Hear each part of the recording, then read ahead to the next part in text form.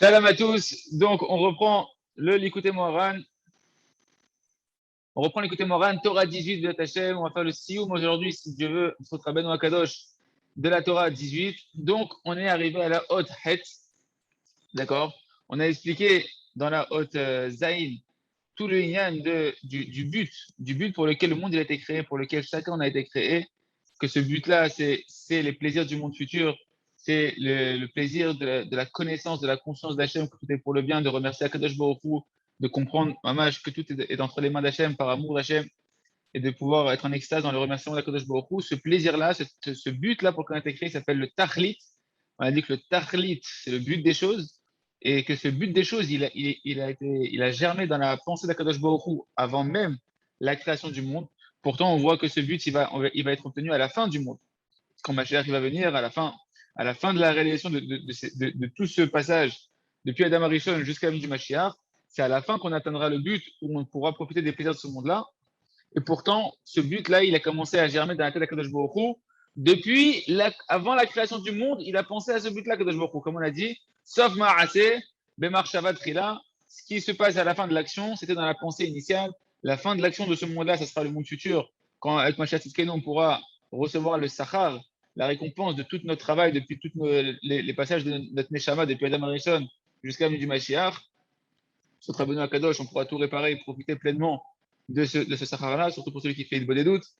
Et donc, on voit que le Sof Ma'aseh, le Marshavat Trila, la fin de l'action, donc ce sera le plaisir du monde futur, il était déjà dans le projet initial, dans la pensée initiale d'Akadosh Baruch Hu. On avait vu que Tachlit, c'était le même mot que Techelet. Techelet, c'était le bleu azur avec lequel on mettra sur les tzitzit. Qui en fait, quand on est sur les tzitzit, vous avez compris maintenant que quand vous voyez les tzitzit, ils ont une couleur de bleu de Techelet qui fait référence au ciel et qui nous fait référence au Tachlit. Quand on voit le bleu dans les tzitzit, et quand tout le monde verra le bleu dans les tzitzit quand il y aura Mashiach, c'est pour nous rappeler le Tachlit. Pour que dans ce monde-là, quand on est déjà dans ce monde-là, eh ben, on se rappelle constamment qu'on est là pour le Tachlit, on est là pour le but du monde futur, on est là pour le plaisir de la proximité avec Akadosh Baruch Hu, pour l'extase de la proximité avec Akadosh Baruch Hu, Vezé Aïkar, Boker Tov. Et ça, c'est l'essentiel. D'accord. On a expliqué que maintenant, le Techelet, il se fait avec un mélange de bleu, de blanc et de noir. C'était le Techelet qu'on met sur les tzitzit.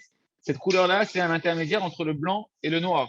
On a dit que le blanc, ça faisait référence à la pensée initiale. C'est des choses qui sont limpides. Quand Akadosh Baruch Hu, il a voulu créer le monde, d'accord. Et ben, à ce moment-là, quand il a pensé, il a conceptualisé pourquoi il allait créer l'homme, c'était quoi le but pour lequel il allait créer l'homme. Donc le but, c'est le monde futur. Le but, c'est la connaissance d'Hachem, l'attachement à Hachem, le plaisir dans l'union à Akadosh Baruch Hu. Et ben, ça, c'est la pensée initiale. Ça représente l'avnunit amoar, la blancheur du cerveau, la matière blanche qu'il y a dans le cerveau. C'est la blancheur, c'est le blanc, d'accord. C'est le but, c'est la pensée initiale. Après, on a dit c'est quoi le noir qui va se mélanger parce que le techelet, le but, on a dit que le but, c'est comme le techelet, c'est un mélange entre le blanc et le noir. Donc le blanc, c'est la pensée initiale. Le noir, c'est quoi? Le noir, si c'est la pensée initiale, c'est le blanc. Le noir, ça sera l'action, d'accord. Sauf Ma'aseh, Marshavat Trila, on va passer de la pensée initiale à l'action. Quand on passe dans l'action, c'est obscur. Quand Akadosh Baruch Hu a créé ce monde-là, on passe par une phase, les porte-parole de la Chorma, il dit qu'on passe par une phase d'obscurité. Tout ce passage dans ce monde-là, c'est un monde qui est comparé à l'obscurité. On ne voit pas le but, on est dans la difficulté, on est dans l'action, on ne sait pas où on va, on n'a pas encore atteint le but qui était dans la pensée initiale d'Akadosh Baruch Hu. Et c'est tout notre travail à nous de pouvoir justement, dans l'obscurité de ce monde-là, eh ben, aller chercher la lumière, chercher le blanc qui est le but du monde futur, de penser constamment dans ce monde-là, dans l'obscurité, au monde futur qui est le plaisir de s'attacher à Kadosh Baruch Hu. Et quand on fait ça, on fait l'union justement entre le blanc et le noir, entre la pensée initiale de Kadosh Baruch Hu, le but pour lequel il nous a créé, et le noir qui est l'action dans laquelle on est en train de vivre. Et ben, on est en train de relier notre action au but pour lequel on a été créé. Ça, c'est le Tachlit, c'est le Techelet, c'est ça le bleu azur. Et c'est ça qu'elle a dit. On a dit là, la voix céleste qui est sortie quand le dirigeant qui manquait de Emouna, il a voulu prendre le poste de la direction du Ham Israël, une voix céleste, donc il a voulu attraper cette boîte au trésor, là, cette boîte qui était dans la mer, avec les pierres précieuses. La voix céleste, elle est sortie, elle lui a dit, qu'est-ce que tu viens prendre cette boîte qui appartient à la femme de Rabbi Chanina ben Dossa, dans laquelle on va mettre dans le monde futur le Techelet pour les tzadikim, le bleu azur pour les tzadikim, merci de là-bas. Et donc maintenant, on comprend que justement, cette voix céleste, elle est venue, comme on l'a dit, dire, tu n'as pas droit de prendre la place du dirigeant du Ham Israël parce que ta émouna n'est pas totale. Et c'est seulement celui qui a une foi totale et qui est déjà dans ce monde-là, il est connecté au monde futur, au but du monde futur. C'est ça qu'elle représente, cette boîte. Cette boîte, on a dit, c'est Argaz, ça représentait la colère. Rogez, la boîte, c'est la colère. Les pierres précieuses, c'était celui qui transforme la colère en miséricorde. C'est ce que nous, on doit faire pour dévoiler le tzaddik, qui est le tzaddik lui-même est capable de transformer la colère d'Hachem en miséricorde. D'accord? Et qu'est-ce qu'on doit mettre dans cette boîte-là? Le techelet. Le techelet, c'est le but, parce que le tzaddik, c'est lui qui est détenteur dans ce monde-là, alors que personne ne peut y avoir accès tant que le Mashiach n'est pas venu. Il a déjà accès au plaisir du monde futur, au but pour lequel on a été créé, au techelet. Et à travers lui, il peut donner ça au monde entier. Ceux qui se rapprochent de lui, plus on se rapproche de lui en cachant notre colère et en transformant en miséricorde, plus on aura accès au tzaddik et au plaisir du monde futur dans ce monde-là. Et donc la voix céleste, elle sort, elle dit, mais qu'est-ce que tu viens prendre toi ce rôle-là, alors que tu n'as pas une foi totale et que tu n'as rien à voir avec le but du monde futur. Tu ne peux pas avoir accès à la place du dirigeant du Ham Israël. Et maintenant, on rejoint là où on s'est arrêté, on commence à la traite. C'est quoi? Pourquoi c'est une voix céleste qui est sortie du Rabbeinu Kodosh? Pourquoi une voix céleste, elle est venue parler? Elle a dit oui, c'est la boîte de la femme de Rabbi Chanina ben Dossar.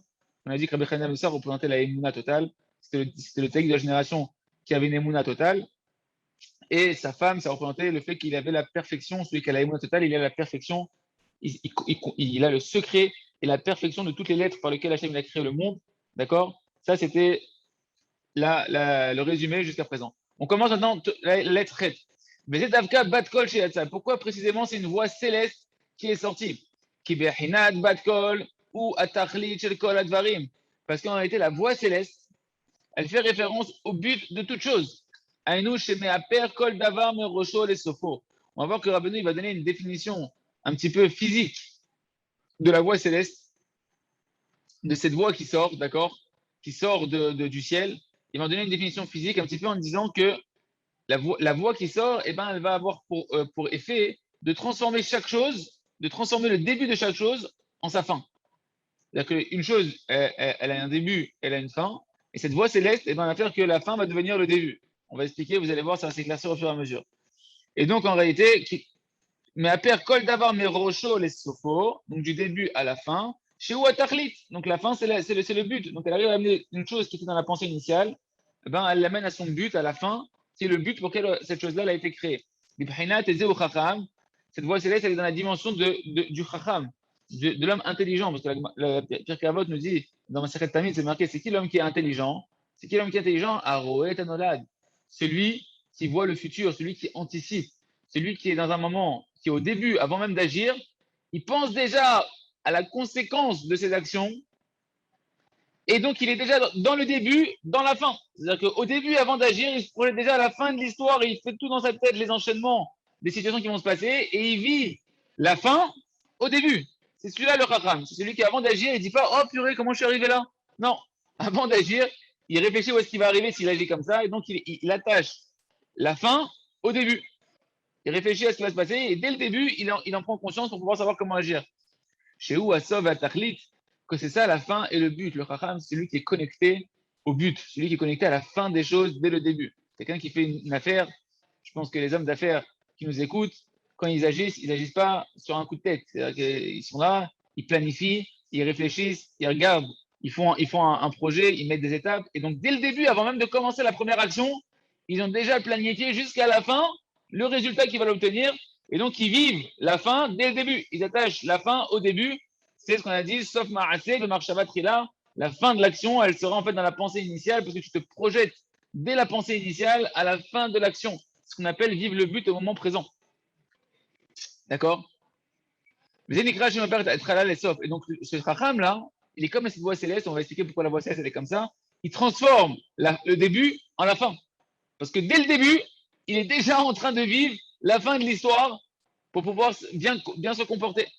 D'accord? Parce qu'il voit déjà dans sa pensée la fin de l'histoire.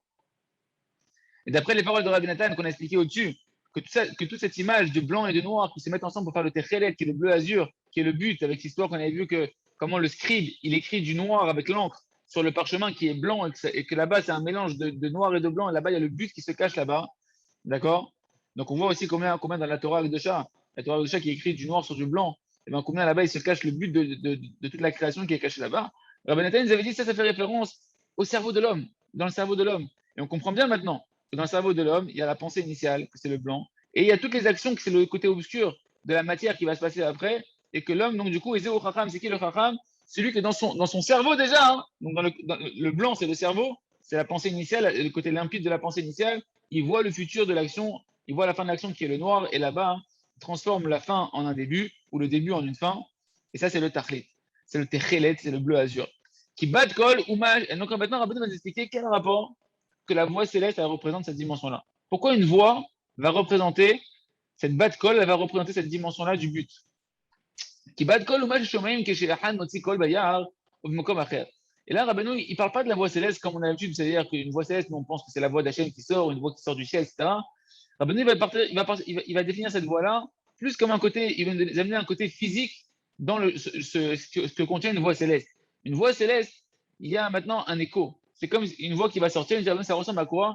C'est ce que quelqu'un il va entendre lorsqu'il sort sa voix dans la forêt ou dans un autre endroit. Toi, tu es en pleine montagne, tu es dans un endroit comme ça, dans la forêt où il n'y a personne, il n'y a pas d'objet, il n'y a rien qui va interférer avec ta voix. Donc quand il sort sa voix, eh ben, il a l'impression après que dès qu'il a terminé, qu'il y a encore une autre voix qui redémarre de la même voix qu'il avait dit. Le même mot qu'il avait prononcé, dès qu'il a fini de le prononcer, il a l'impression qu'il y a le même mot et la même voix qui va se répéter. Et c'est ça que nous, on entend et que l'on peut palper avec nos sens. Que lorsqu'un homme il va sortir une parole, que la personne, quand elle va parler, quand il y a un écho, eh ben, il va entendre lui-même sa propre parole se répéter, ses propres phrases se répéter. Comme un perroquet, comme si que la phrase, elle se répétait. Et alors, quel intérêt de nous dire ça? Pourquoi Rabbeinu nous dit ça et pourquoi cette notion-là elle est renfermée dans la voix céleste? Et quel rapport ça a avec notre histoire du dirigeant qui veut prendre la place du Ham Israël et que la voix céleste, elle sort et qu'elle dit attention, c'est la voix de la femme de Rabbi Chana ben Dossa, où là-bas on va mettre le bleu azur. Donc Rabbeinu maintenant il va commencer à expliquer. Il dit ça, Shabbat kol, mais à père et à dibour, mais rocho les sopho. Donc la voix céleste, par l'écho qu'elle va engendrer, elle va transformer la parole du début à la fin. Karev sopho les atmo, et elle va rapprocher la fin d'elle-même, de celui qui a parlé et de la voix céleste. On va expliquer les machals. À quoi ça... Donc tout le but, nous, on a dit que le techelet, c'est être capable de transformer la fin en un début. C'est-à-dire que la fin de ce qui va se passer, le but, le techelet, c'est le but, c'est le tachlit, c'est de capable de vivre la fin des choses. Dès le début, dans ma pensée initiale, je me rattache à la fin des choses. On dit la voix céleste, elle a cette dimension-là, parce que la voix céleste, par l'écho qu'elle va engendrer, eh ben, on va voir qu'elle va transformer la parole du début à la fin et elle va rattacher la fin au début. Comment? Quand un homme maintenant, les machals, que chez Adam aussi, écoutez bien, il faut un tout petit peu se concentrer, c'est pas compliqué, mais il faut bien suivre le fil. Les machals, que chez Adam aussi, dit Bourg, le Barour. Donc Rabbeinu, et c'est marrant, je réfléchissais un peu hier, je me disais, c'est marrant, pourquoi Rabbeinu, il a pris le mot Barour? Quand un homme, il va prononcer le mot Barour. Pourquoi Rabbeinu, il a pris le mot Barour? Bizarre, hein? On va essayer de revenir là-dessus après, mais c'est pédé. Rabbeinu, il a pas pris par hasard le mot Barour. D'accord? Il a dit, quand un homme, par exemple, il va prononcer le mot Barour, Bevadaï yotse haotbet barishona, ben trahek madame. La première lettre que tu vas articuler du mot Barour, c'est le bet.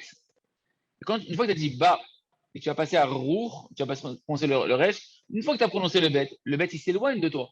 Et il laisse place au resh de Barour. D'accord? Bevadaï yotse haotbet barishona, ben trahek madame. C'est sûr que la lettre bet de Barour, quand tu vas prononcer le mot Barour, c'est la première qui va sortir et elle va s'éloigner de l'homme. Et ensuite, tu vas sortir le resh de Baruch. Et donc à ce moment-là, le resh, quand tu prononces le resh, il est plus proche que le bet que tu avais prononcé, parce que le bet, il t'a quitté. Tu as dit bah, c'est fini, le bas, il est parti. C'est le resh qui prend la place et le resh devient plus proche que le bet. Et pareil pour la dernière lettre de Baruch, qui est le chaf, sophite, qui va prononcer à la fin. Ikarov la dama des termes à resh. Quand tu vas prononcer le chaf sophite, eh ben, il va être plus proche que le resh que tu as prononcé juste avant. Parce que ça va être la dernière lettre qui va être sortie par ta bouche. Et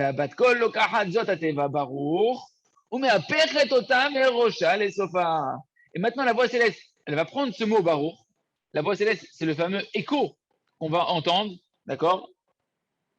En fait, ce que Rabbeinu il dit la bat kol, c'est comme la fille de la voix.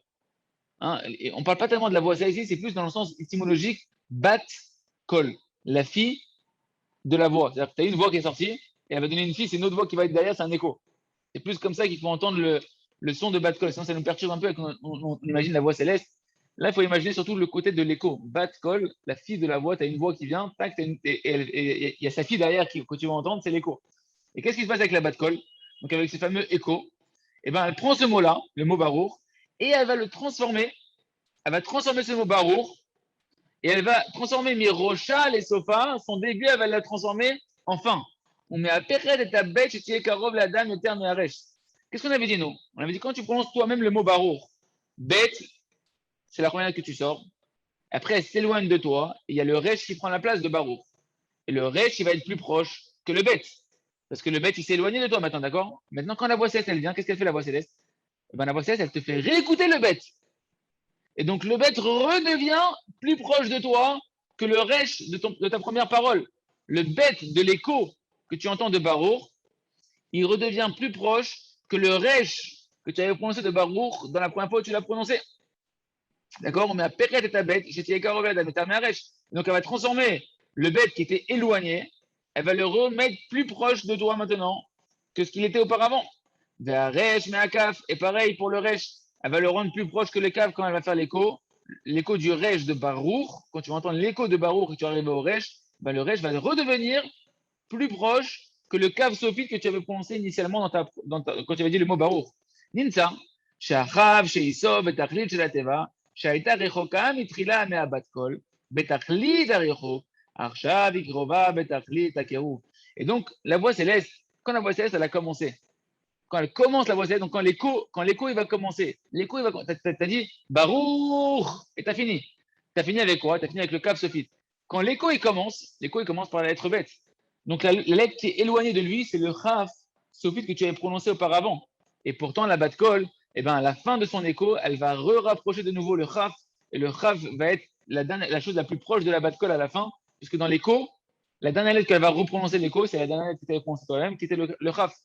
Et donc, elle a transformé la fin, ce qui était éloigné, elle l'a rapproché d'elle-même, cette dimension de pouvoir rapprocher ce qui est éloigné, de vivre le but des choses qui est très, très éloigné de nous, de penser au monde futur, de penser au Sahar, de connaître Hachem, de sentir Akadosh Baruch Hu, d'être lié à Akadosh Baruch Hu, de sentir l'extase d'Akadosh Baruch Hu, que c'est quelque chose qui est éloigné de nous.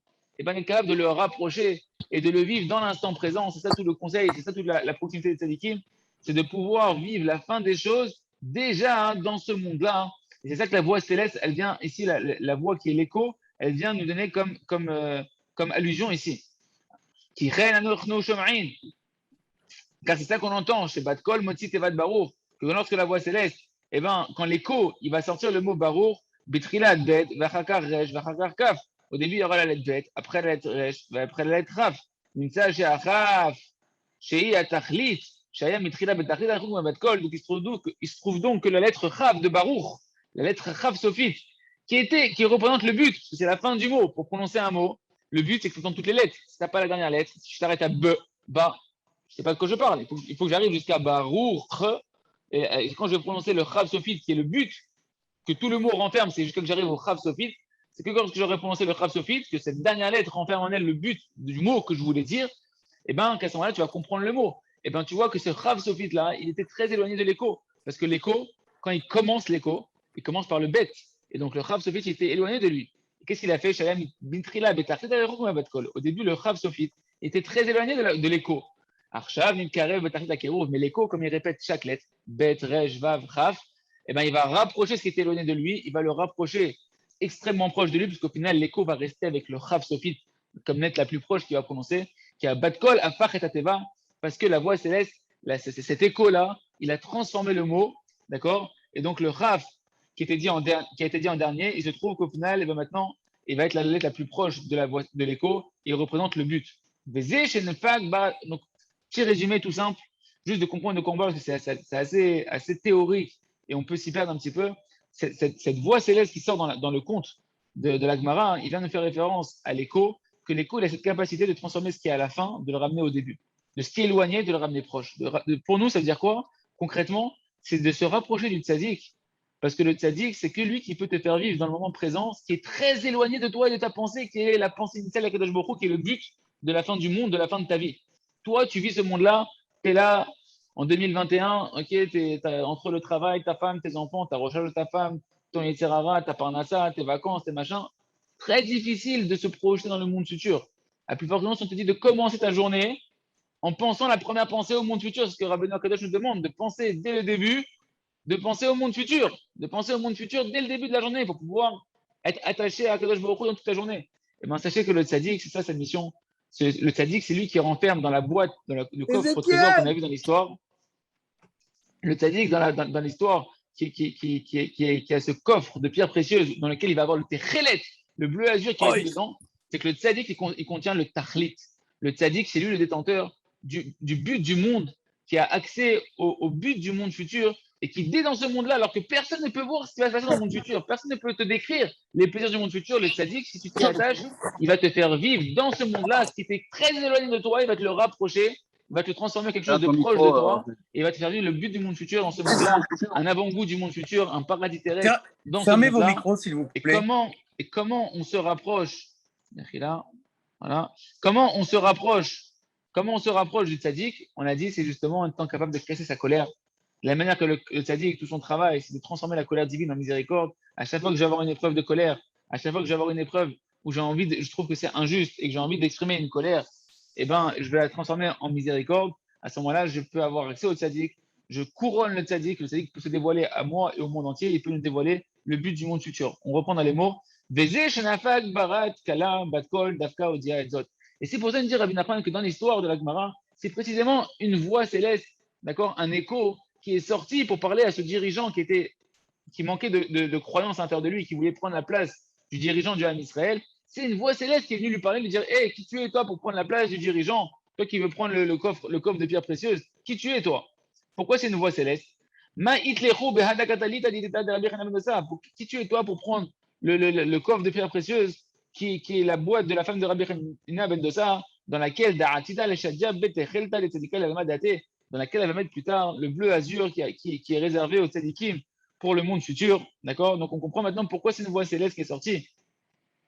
Pour dire ça aux dirigeants qui manquaient de croyance, pour lui dire que toi, tu veux prendre la place du dirigeant du Ham Israël, mais tu n'as pas une émouna totale et tu n'as pas accès, tu n'as rien à voir avec le but du monde futur. Le fait que tu n'as pas une émouna totale, c'est seulement celui qui vit la émouna shlema, que tout vient d'Hachem, tout est pour le bien, qui vit déjà en réalité le monde futur dans ce monde-là, qui peut être le dirigeant du Ham Israël pour influencer ça dans le monde entier.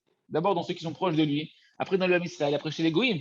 D'accord? Donc la voix céleste qui, elle, représente cet écho, qui est capable de transformer un mot de ce qui est éloigné en le rendant proche par son écho, donc qui représente le but, qui est quelque chose d'éloigné, de le ramener au début, c'est cette voix céleste-là qui est sortie, cet écho-là, pour te dire: regarde, tu n'es pas dans cette dimension-là. Tu n'es pas dans cette dimension de pouvoir rapprocher du peuple et du monde ce qui est éloigné d'eux, qui est le but. Donc laisse tomber. C'est pas pour toi cette place-là. Cette place-là ne te revient pas. Parce qu'il faut avoir une émouna shlema et vivre le monde futur déjà dans ce monde-là, le but de la création dans ce monde-là, pour pouvoir prendre la place du dirigeant du Ham Israël. C'est ce que Mashiach Tzidkenu doit faire. C'est ce que le tzaddik fait de la Tachem. Donc maintenant, on peut comprendre maintenant pourquoi Rabbeinu Akadosh nous avait ramené la Gemara, quand la Gemara nous avait dit: cette boîte, c'est la boîte de la femme de Rabbi Hanina ben Dosa. On avait dit Rabbi Hanina ben Dosa, Rabbi Nachman, il avait ramené. Comment on voit que il représente la Emouna, Rabbi Hanina ben Dosa? On avait dit parce que dans la Gemara, c'est marqué qu'il y a une voix céleste qui sortait à l'époque de Rabbi Hanina ben Dosa. Chaque jour, il y avait une voix céleste à l'époque de Rabbi Hanina ben Dosa, un écho. Maman, c'est la même chose, une voix céleste, donc un écho. Cette notion de pouvoir vivre la Emouna et d'être dans le monde futur, déjà dans ce monde-là. Et cette voix, qu'est-ce qu'elle disait tous les jours? Il y avait une voix qui sortait du mont Horeb, du Har Sinaï, et qui disait: tout le monde entier, il est nourri pour Hanina béni, pour mon fils Hanina. Et mon fils Hanina, il se suffit d'une mesure de karoub, de manger juste un petit peu de karoub, une petite mesure, de la veille d'un Shabbat à la veille d'un Shabbat. Regardez comment c'est beau, parce que Rabbi Hanina ben Dosa, on a dit que justement, il représente la Emouna Shlema, vu qu'il n'a pas besoin de manger, il se contente. D'accord? Il se contente de quoi? D'une petite mesure de nourriture, d'un carouf, d'une semaine à une autre. Il faut avoir une émouna totale, que c'est Hachem qui nourrit et que ce n'est pas la nourriture qui nourrit pour pouvoir se nourrir que d'une mesure de carouf, d'une semaine à l'autre. Et donc, qu'est-ce qui s'est passé? C'est une voix céleste qui sort. Donc, un écho, cette voix céleste qui représente le monde futur, qui représente le but des choses, qui est capable de transformer la fin en un but. Parce que quand il y aura le monde futur, quand Mashiach va venir, si Dieu veut, le but qu'Hachem il avait pensé dans sa pensée initiale, il sera accompli. C'est-à-dire que la fin et le début se seront rejoints. C'est ça, hein. Tout le but, c'est de prendre la fin, sauf Marasé, Bemar Shabbat Trila, de ramener la fin de l'action à la pensée initiale. Donc cette voix céleste, elle représente ça. Et cette voix céleste, elle sort à l'époque de Rabbi Hanina ben Dosa tous les jours. Et qu'est-ce qu'elle dit? Elle dit: sachez que chacun, il doit apprendre. Mais Imad Matzadik chez Loch, Chat Libo, les dans la maison. On doit apprendre de qui? Du Tzadik, de la génération. C'est qui le Tzadik? C'est Rabbi Hanina ben Dosa. La voix céleste, elle sortait, elle disait: regarde Rabbi Hanina ben Dosa. Lui, il est complètement dans la Emouna, il s'est complètement détourné de ce monde-là. C'est-à-dire que dans ce monde-là, il vit déjà le monde futur. Il n'est pas dans la nourriture, il n'est pas dans la recherche de la parnassa pour avoir de quoi manger. Il mange une mesure de carreau d'un Shabbat à un Shabbat. C'est quoi d'un Shabbat à un Shabbat? Shabbat, on sait que Shabbat, c'est Ne'en Olam Haba. Shabbat, c'est un avant-goût du monde futur. Et donc, on est complètement dans cette dimension-là. La Gemara a pris Rabbi Chana ben Dossa pour te dire que regarde, il y a la voie céleste, donc le but de chaque chose. Il y a le tzaddik qui est rempli de Emouna. Et ce tzaddik-là, il vit déjà le Olam Haba, parce qu'il mange que d'un Shabbat à un Shabbat. C'est-à-dire qu'il se nourrit que de un avant-goût du monde futur à un avant-goût du monde futur. Il est que dans la dimension du monde futur. Et c'est que ce tzaddik-là, que ce tzaddik de la dimension de Rabbi Chana ben Dossa, de la dimension de la Emouna Shlema, qui peut être dirigeant du Ham Israël, parce que lui, il est déjà dans le but. Et c'est ça qui renfermait cette notion de Rabbi Chaina ben Dossa. D'accord? Et on peut comprendre maintenant, il dit Rabbeinu, le Rouge, il dit Intel Ramez Altim Amakatou, Bishaya, Peraj Dalet, Berega Katan Azavtir, Ovrachamim Gdolim et Kabetzer. C'est marqué dans le prophète Ishaya. Kadosh Baruch Hu, il a dit, c'est ce qui est ramené dans Ishaya 54. Kadosh Baruch Hu, il a dit en un seul instant, je vais t'abandonner. Je vais t'abandonner un petit instant. Mais par contre, dans une miséricorde extraordinaire, je vais te rassembler à Kabetzer. C'est comme le kibbutz de Rabbeinu Akadosh. Je vais vous rassembler, je vais vous réunir, je vais vous rapprocher de moi dans une grande miséricorde. D'accord? Beshetzev Ketzev Istartif Anai, Rega Mimer, ou précède Olam Rechamtir, Amar Golech Hashem. Donc, dans une colère, je me suis caché de vous, ne serait-ce qu'un seul instant, un petit instant. Donc, deux fois, on voit le mot instant. Je vous ai abandonné un instant. Je me suis caché de vous, j'ai caché mon visage de vous dans une colère d'un instant. Et par contre, dans une bonté infinie, je vais te prendre en miséricorde, comme ça par l'Hachem, ton délivreur. Et comme on l'a expliqué au début de la Torah 18, qu'on est en train de terminer par Hashem, on a vu que le fait qu'Hachem il cache son visage, ce qui représente la colère divine. La colère divine, c'est pas qu'Hachem est en colère, c'est juste que tu vois plus combien Hachem il t'aime, combien Hachem il est souriant, combien Hachem il prend plaisir de toi, combien Hachem il est fier de toi. Ça se cache de toi. Ça, c'est ne serait-ce qu'on a dit que c'est qu'un réga. C'est un petit instant de rien du tout. D'accord? Et par contre, le tzaddik, c'est lui que justement, il est capable de transformer cette colère divine, de dévoiler qu'en fait, Hachem, il est d'une miséricorde infinie.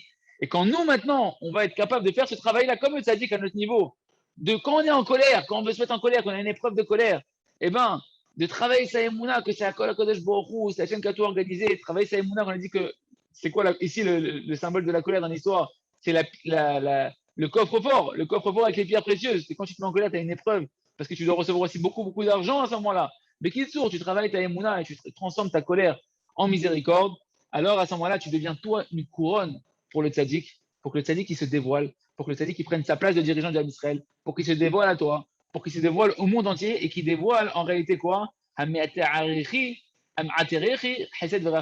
Tu m'as couronné, dit le verset, de bonté et de miséricorde. Le tzaddik il est là pour montrer combien lui, déjà il a l'image d'Hachem remplie de bonté et de miséricorde pour le peuple. Pourquoi? Parce que lui il nous dévoile combien Hachem il est que miséricorde, combien Hachem il est que bonté. Mais Zema Shekatou, et ça, on le fait à chaque fois qu'on casse notre colère. Mais c'est ça qui est marqué que dans une bonté infinie, je vais te prendre en miséricorde, comme ça a dit Hachem, ton délivreur. C'est ça que le manik il doit amener. Le manik, le dirigeant d'Israël, il doit amener ce dévoilement du visage d'Hachem joyeux, du visage d'Hachem, d'un père qui aime son fils indépendamment de tout, dans une bonté infinie, dans une miséricorde infinie. Et c'est ça que l'on fait lorsqu'on casse notre colère, mes amis. Quand on travaille notre émouna, qu'on casse notre colère, qu'on transforme notre colère en miséricorde, eh ben, on dévoile Baruch Hashem le tzaddik et on permet à Kadosh Baruch Hu de pouvoir dévoiler son chesed, sa rachamim, qui est le but de toute la création. Hashem, il a créé comme il dit Rabbi Nachman de Breslev, que Kadosh Baruch Hu, il a créé le monde pour dévoiler sa miséricorde. Et bien ça se dévoilera par le tzaddik. C'est le tzaddik qui nous dévoile cette miséricorde, Kadosh Baruch Hu, sauf Ma'aseh de Marshavatrila, que la fin de l'action, elle doit être dans la pensée initiale. La pensée initiale, c'est qu'Hachem, il a créé le monde que par miséricorde, que par amour. Et bien le tzaddik, il nous permet de vivre cette dimension qui doit se dévoiler à la fin des temps, déjà dans ce monde-là. Baruch Hashem, Siyum Amishtae Dehainu. Rav Yehuda Indoa Mishtae, Baruch Hashem, on a pu finir les contes de Rav Yehuda, de la ville de Indoa, tout ce qu'il a raconté, ou Sharam Amarim Kaele, toutes les histoires de la Gemara qu'on devait raconter, qui étaient de la même étymologie de Mishtae, qui sont les histoires de la Gemara, Amouba Misham, des Maseret Baba Batra, qui sont ramenés à la Maseret Baba Batra, Acham Amre Rabba Bachana, qui sont la suite, qui étaient après les contes de Rabba Bachana. Baruch Hashem, on a fait les 15 contes de Rabba Bachana, et là on a fini les Mishtae. Les Mishtae, c'est les histoires de la Gemara qui suivaient. Shem Amar li Huna bar Natan ou Maaseh de Rabbi Eliezer, Rabbi Yoshua, Akol Yavon Achon Besefer l'écouter Tiana Bisiman Gimel Dad He. Il nous dit tout ça, ça va être expliqué plus en profondeur dans le Tignana. Écoutez Moharan dans l'enseignement 3, 4 et 5. Lech Nao Resham, va là-bas et regarde là-bas. Timtsa Margot Nafshecha et tu vas trouver un plaisir, une tranquillité pour ton neshama. Adena Zarno Chad Mechan Esayem, Amre Amishtae. Baruch Hashem, grâce à Dieu, on a pu terminer. Dans sa miséricorde infinie. Les Mahamarim, les Sipurim de Mishnah, les histoires de la Gemara, que tous les Tanaïm, les Amoraïm, ici, ils ont caché des histoires dans la Gemara qui étaient en fait les secrets du roi des rois. Maintenant, vous allez entendre les mots qui vont sortir de la Hadrata, avec de la splendeur, qui sont en réalité le Sefer des Siniruta. Shefar, Allah, les Chabouye, Be'ape Malkevata. Combien il est bon de les montrer devant le roi des rois. Donc, on va vous en dévoiler un tout petit peu avec sagesse. Le Daouta pour nous faire savoir la grandeur du créateur des secrets qui sont cachés à Tzfunim, des Sifra des Sneouta, qui sont cachés dans le Sefer des Sneouta, donc qui est une partie du Zohar, qu'on va voir dans la Torah 19 et les quelques Torahs qui vont suivre, qui vont parler des enseignements du Sefer des Sneouta, du Sifra des Sneouta. Atia Vetimaya, dit Abad Imana, il a caché Maya. Voilà les signes et les prodiges que Kadosh Baruch Hu, il a fait, le Dieu qui a créé le ciel, les galotes. Là, nous, Atif de Raïta, qui a bien voulu nous dévoiler, par Rabbeinu Akadosh, les secrets des conseils de la Torah,